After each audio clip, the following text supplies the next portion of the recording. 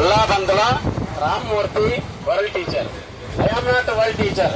World teachers are Sadguru Subrahmanyam garu, Jillellamudi Amma, Yogi Vemana, Veera Brahmendra Swami, Swami Vivekananda, Ramakrishna Paramahamsa, రక్షాశాల Sadgurus. I am teacher in Vinukonda. Sadguru Subrahmanyam garu చెప్పినటువంటి కొన్ని జ్ఞాన ప్రసూనాలని మనం ఇప్పుడు చెప్పుకుంటున్నాం.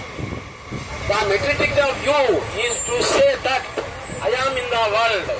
Spiritual view is to say that I am the world. నేను ఈ ప్రపంచంలోనే ఉన్నాను అనేటువంటిది లౌకికమైనటువంటి విషయం. ఆధ్యాత్మికమైనట్లయితే అది నేనే ప్రపంచం అనేటువంటిది అవుతుంది. Sleep envelops them, breath is suspended. Only when the breath moves, one will be away. నిద్ర లేకపోయినట్లయితే శ్వాస అనేటువంటిది ఆగిపోతుంది. ఎప్పుడైతే శ్వాస అనేటువంటిది ఆగిపోతుందో ఆ ప్రపంచం మొత్తం కూడా ఈ దృష్టిలో శూన్యంగా తయారవుతుందంటారు సద్గురు సుబ్రహ్మణ్యం గారు. You can go to Kashi, Kashi పో, తిరుపతి పో, శ్రీశైలం పో. దేనికి? అక్కడ ఉండేటువంటి కట్టడాలు, శ్మశానాలు చూడటానికి పో. అంతేగాని శ్రీశైలంలో ఉండేటువంటి మహాశివుడిని చూడాలని, తిరుపతిలో ఉండే వెంకటేశ్వర స్వామిని చూడాలని, కాశీలో ఉండే మహేశ్వరుని చూడాలనుకున్నట్లయితే నీ అదృష్టం కొన్ని వాళ్ళు ప్రత్యక్షమయ్యారనుకో, ఇంకా నువ్వు ఉండవు. అంతకన్నప్ప ఎలా అయితే మహాశివుడు ఐక్యమైపోయాడో ఇంకా నువ్వు ఇంటికి రావు, ఇంకా అక్కడనే ఉంటావు. అందుకే ఆయన గురువు గారు చెప్తున్నారు, you can go to Kashi, Kashi పో, తిరుపతి పో, శ్రీశైలం పో, టు సీ దట్ ప్లేస్. కట్టడాలు ప్లేసులు చూడటానికి పో. Not for the Vishweshwara, Venkateshwara వాళ్ళ కోసం పోవద్దు అంటున్నారు గురువు గారు. If one in body it is the bondage. చూడండి నేను చెప్తున్నాను ఇక్కడ, if one is the body it is bondage. If the body is in the I it is liberation. That's called moksha. అసలు బానిసత్వం అనేటువంటిదే ఒక పెద్ద వ్యాధి అంటున్నాడు అనమాట. బానిసత్వం అనేటువంటిదే వ్యాధి. శారీరక వ్యామోహం అనేటువంటిదే బానిసత్వ వ్యామోహ రాహిత్యానికి ప్రతీక అనేటువంటిది అవుతుంది. One attains for the onlooker is appearance of the attainment is the effort. పనిని ఆగినట్లయితే ప్రతిఫలం అదే ఆగిపోతుంది. నువ్వు చేసే పని ఆగితే ప్రతిఫలం కూడా ఆగిపోతుంది. కాబట్టి నువ్వు చేసే పనిని నువ్వు చేస్తూ ఉండు, నీకు నీవే చేసుకుంటూ ఉండు. నేమ్ అండ్ ఫామ్ ఈజ్ మాయా. చూడండి నేను చెప్తున్నాను, నేమ్ అండ్ ఫామ్ ఈజ్ మాయా. పేరు ప్రతిష్టలు అనేటువంటిది ఒక మాయ అని చెప్తుంటారు. ఈ సద్గురు సుబ్రహ్మణ్యం గారు శ్రీకాళహస్తిలో నడిచేటువంటి దైవం, మాట్లాడేటువంటి దైవాత్మ సందేహం లేదు. అసలు ఈయనకి ఈ దైవ శక్తులు మంత్రబలం అనేటువంటిది ఎలా వచ్చింది? ఆయన స్కూల్ టీచర్, ఆయన సామాన్యమైన స్కూల్ టీచర్. ఈ రోజు ఆయన విశ్వగురు అయ్యారు. ఎలా వచ్చాయి అంటే దానికో చరిత్ర ఉంది. వీరబ్రహ్మేంద్ర స్వామి మనం చూడలేదు కానీ విన్నాం. వీరబ్రహ్మేంద్ర స్వామి ఆయన యొక్క శిష్యుడు శంభుగురు స్వామి. శంభుగురు స్వామి ఇక్కడ నెల్లూరు జిల్లాలో జరిగినటువంటిది జాగ్రత్తగా వినండి. నెల్లూరు జిల్లాలో సంగమేశ్వరం దగ్గర సూరాయపాలెం అనేటువంటి ఒక చిన్న పల్లెటూరు ఉంది. ఆ సూరాయపాలెనికి ఒక వీరయ్య అనే అతని బాబా అనాథ బాలుడు ఎక్కడి నుంచి వచ్చాడు. 10-15 సంవత్సరాల పిల్లవాడు. మాటలు కూడా రావు, సరిగ్గా రావు మాటలు, చదువు రాదు, ఏలుముద్రే అన్నమాట. 15-16 సంవత్సరాలు చదువు సంధ్యలు లేవు. ఊళ్ళో వాళ్ళందరూ కూడా పాపం ఎక్కడి నుంచో ఒక అనాథ బాలుడు మన ఊరు వచ్చాడు అని ఆ పిల్లవాడికి అన్నం పెట్టి పాపం పోషిస్తూ ఉన్నారు. ఆ పిల్లవాడు ఏమడుగుతున్నాడు, నాకేదైనా పని చెప్పండి, ఊరికి అన్నం తినడం బాగలేదన్నాడు. అప్పుడు ఆ ఊర్లో ఉండేటువంటి సోదరులు అమ్మాసందరూ ఏం చేశారంటే, మరి మాకు ఆవులు, మేకలు, గేదెలు ఉన్నాయి, అవి కాయమన్నారు. చూడండి, ఆవులు, మేకలు, గేదెలు కాసేటువంటి వాడు అతని ప్రతిరోజు కొండ మీదకి వెళ్ళి ఆవుల్ని కాసుకుంటూ ఉన్నాడు. ఒకసారి మహారణ్యంలో ఆవులు, గేదెలు కాసుకుంటూ ఉంటున్నట్లయితే ఆ సమయంలో అక్కడ చెట్టు కింద ఒక సమాధి ఉంది. జాగ్రత్తగా వెళ్ళండి, ఒక సమాధి ఉంది. ఆ ఆవులని దూరంగా వదిలిపెట్టి ఆ సమాధి దగ్గర కూర్చున్నాడు. పాపం అన్నం తింటున్నాడు. ఆ దివ్య తేజస్సు అనేటువంటిది బయటకు వచ్చింది. మహాసర్పం చూడండి ఎంత విచిత్రమైనటువంటిదో. మహాసర్పం అనేటువంటిదే బయటకు వచ్చింది. భయపడ్డారు. ఎవరికైనా పాములు చూస్తే భయం, పరిగెత్తాడు. ఆవులు పరిగెత్తాయి, ఈయన పరిగెత్తున్నాడు. ఇంకా ఈయనమాట ఆగు ఆగు ఆగు అంటూ ఉన్నదన్నమాట. ఆగరా ఆగరా అంటూ ఉంది.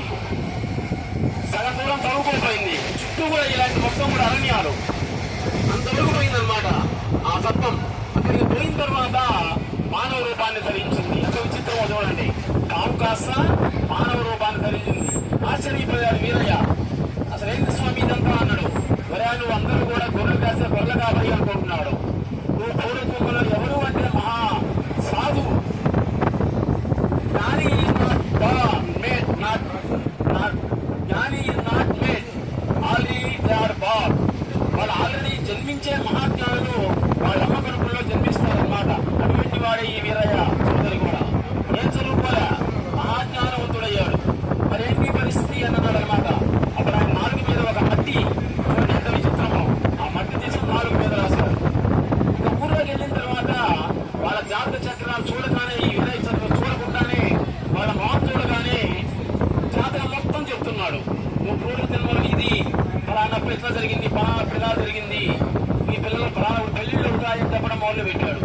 ఎవరికైనా పాలు కానీ తేలు కానీ కురితే ఈయన దగ్గరికి వచ్చి ఆ మట్టి తీసుకొని రాయగానే పోవడం అనేటువంటిది జరిగింది. వీరయ్య ఏదలు కాసినటువంటి పశువులు నీకు ఎలా వచ్చాయి అంటే అప్పుడు ఆయన ఏమన్నాడు, మా గురువు గారైనటువంటి శంభు గురు స్వామి దయ వల్ల అన్నాడు. అంత ఆశ్చర్యపోయారు ఆ సూరాయపాలెంలో. ఆ శంభు గురు స్వామి అని అతని సమాధి, జీవ సమాధి 500 సంవత్సరాలు అయింది అప్పటికి. చూడండి అంత విచిత్రమో. 500 సంవత్సరాలు అయింది జీవ సమాధి. 500 సంవత్సరాల క్రితం చనిపోయినటువంటి వాడు మేమే చూడలే, నీకు మంత్రం ఉద్దేశించి వీడు చెప్పేంత ఒట్టిది అన్నారు అందరూ. ఎవరు నమ్మలే. ఆయన ఏం కనిపించాడు. బతుకలు పెరిగిందన్నమాట వీరయ్యలో.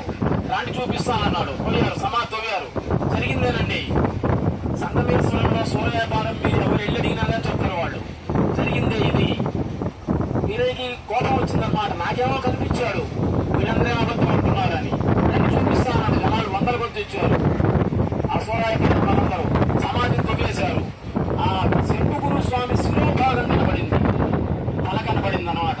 అప్పుడు వీరయ్య గారి పాదాలకు అందరూ నమస్కారం చేశారు. మళ్ళీ సమాధి మూసేశారు. అటువంటి మహాత్ముడైనటువంటి వీరయ్య గారు ఇన్ని సంవత్సరాల, ఇన్ని గంటల, ఇన్ని నిమిషాలకి నేను జీవ సమాధి అవుతాను. చూడండి ఆ కాలంలో వాళ్ళు జీవించారు. దేవుడు చూసి మాట్లాడారన్నమాట వాళ్ళు. మన కనపడ్డ దేవుడు. ఎందుకని కాంతా కనకం ఈ రెండు కథాలు చాలు, ఏం అవసరం లే. కాంతా కనకం ఆ రెండుంటే చాలన్నమాట. ఇంకా జీవితానికి నీకు ఏం అవసరం లే. కాంతా కనకాల కోసం ఆశపడే నీకు దేవుడు ఎలా కనబడతాడు? దేవుడి కోసం నువ్వు పోయి టెంకాయ కొట్టే దండం పెట్టేది. మా అమ్మాయికి పెళ్ళైతే, మా అబ్బాయికి ఎంసెట్లో సీట్ వస్తే, మా అబ్బాయి కలెక్టర్ అయితే, మా అమ్మాయికి పిల్లలు పుడితే మొదకొస్తాను అంటే లేకపోతే ఎక్కడేస్తే మొహం చూడాలన్నమాట. అలాంటి మనకెందుకు కనపడతాడు? దేవుడు కనపడ్డు. దేవుడు విగ్రహమే నీకు కనపడింది, ఆయన కనపడు. కనబడితే నువ్వు ఉండవు అక్కడ, ఆయనలో లయమైపోతావు అన్నమాట. అలాగే ఈ శంభు గురు స్వామి యొక్క శిరోభాగం నిలబడింది. వాళ్ళకి నమస్కారం చేశారు, తర్వాత మూసేశారు. ఆ శంభు గురు స్వామి శిష్యుడు వీరయ్య గారు దగ్గర ఆ వీరయ్య గారు వాడినటువంటి కర్ర, చేతి కర్ర సద్గురు సుబ్రహ్మణ్యం గారి యొక్క, చూడండి సద్గురు సుబ్రహ్మణ్యం గారి పూజా మందిరంలో ఇప్పటికి కూడా ఉంది.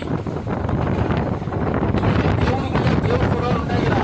ఈ పూజా మందిరంలో చేతి కర్ర చిన్నది శిథిలావస్థకు వచ్చిందనమాట. మరి 800 సంవత్సరాల నాటిది చేతి కర్ర చిన్నదైంది. అది ఆ కర్రకి ఈ సద్గురు సుబ్రహ్మణ్యం గారు పూజలు చేస్తూ ఉంటాడు. నేను కూడా అదే మా గురువు గారు అయినటువంటి వీరయ్య స్వామి వల్ల ఇదంతా వచ్చింది అన్నాడు అనమాట. ఈ శక్తి అంతా కూడా వాటి నడిచేటువంటి దేవుడు, మాట్లాడేటువంటి దేవుడు ఈ సద్గురు సుబ్రహ్మణ్య స్వామి అనడంలో ఎటువంటి సందేహం లేదు. ఎవరికి ఎటువంటి సమస్యలున్నా కానీ, శారీరక, మానసిక, ఆర్థిక సమస్యలు ఉన్నట్లయితే శ్రీకాళహస్తి వెళ్ళి సద్గురు సుబ్రహ్మణ్యం గారు దర్శించినట్లయితే ఆయనతో మాట్లాడితే మీకున్నటువంటి సమస్యలన్నీ పోతాయి. ఆయన అడ్రస్ ఇది చూస్తున్నారు కదా.